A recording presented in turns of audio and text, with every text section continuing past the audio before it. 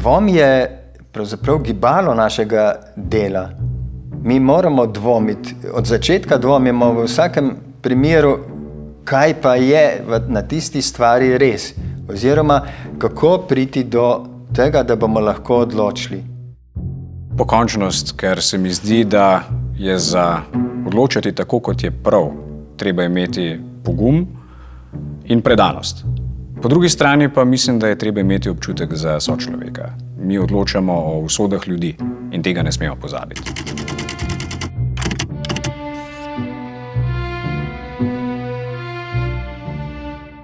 Pokončnost, predanost in empatija do sočloveka so vodili sodnike tudi v preteklosti. Zgodovina modernega slovenskega sodstva sega v sredino 19. stoletja, ko prebujanje narodov v temeljih zamaje Habsburški imperij in doseže sklep v marčni revoluciji. Razni narodi pod okriljem preobražene ustavne monarhije dobijo več pravic, kar prinese spremembe tudi na naše ozemlje.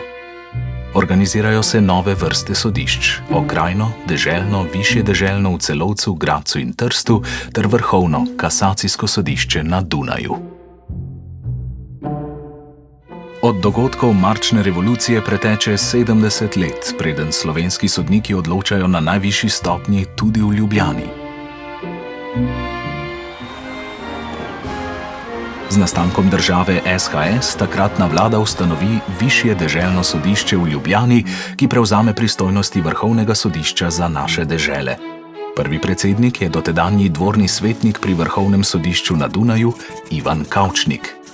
Z vodilom, da bo pravna znanost doživela svoj vrhunec, ustanovi centralno pravosodno knjižnico. Sodnik tisti, ki mora znati poslušati, in ne samo poslušati, ampak tudi slišati. Mora prepoznati prava sporočila, ki mu jih zaslišani sporočajo.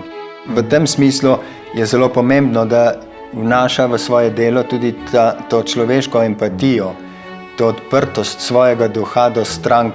Mora pokazati dejanski interes, da razčisti situacijo, da pride tudi do tistih nekaterih ozadij, ki so pripeljale človeka do nekaterih odločitev, zaradi katerih se je sedaj znašel v sodnem postopku.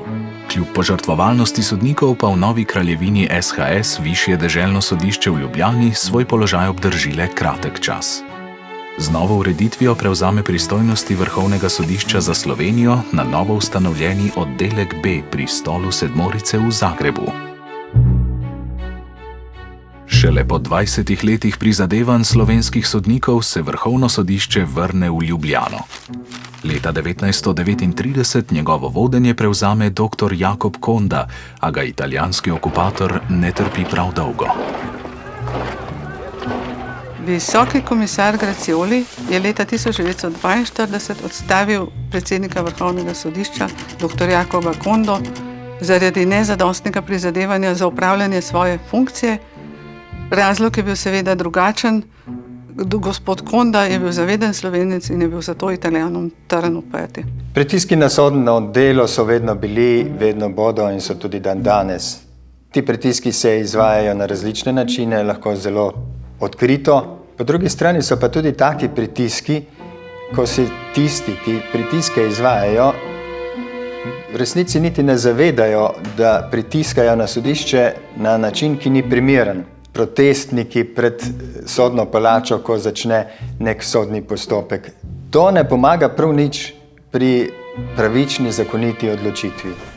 Po kapitulaciji Italije se pritiski na slovensko sodstvo še zaostrujejo.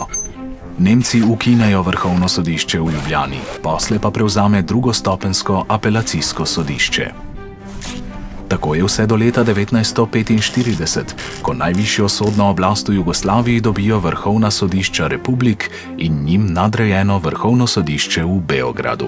Morda so bili res to najtežji časi, morda še najbolj tisti po drugi svetovni vojni, kjer je sodstvo odigralo bolj žalostno vlogo z montiranimi sodnimi procesi. Partija se je vtikala tudi v delovanje sodstva, komentirala delovanje sodstva in ga hotela upravljati.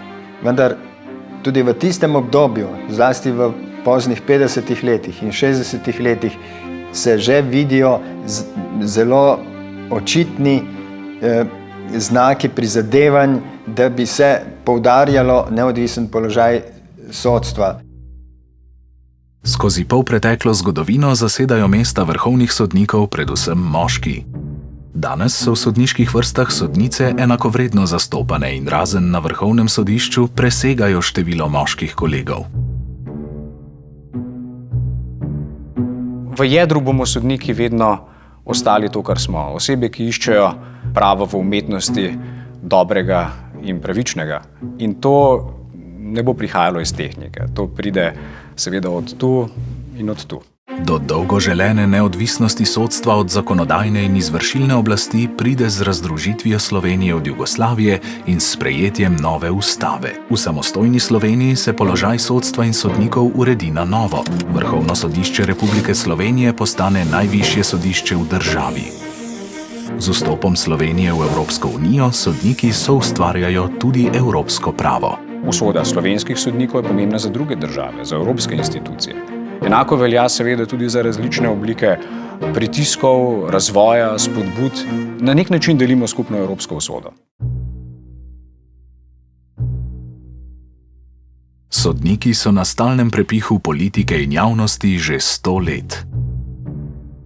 A le sočutni, strokovni, neodvisni sodniki lahko dvigajo ugled in ohranjajo dostojanstvo službe, ki je ključna za obstoj pravne države.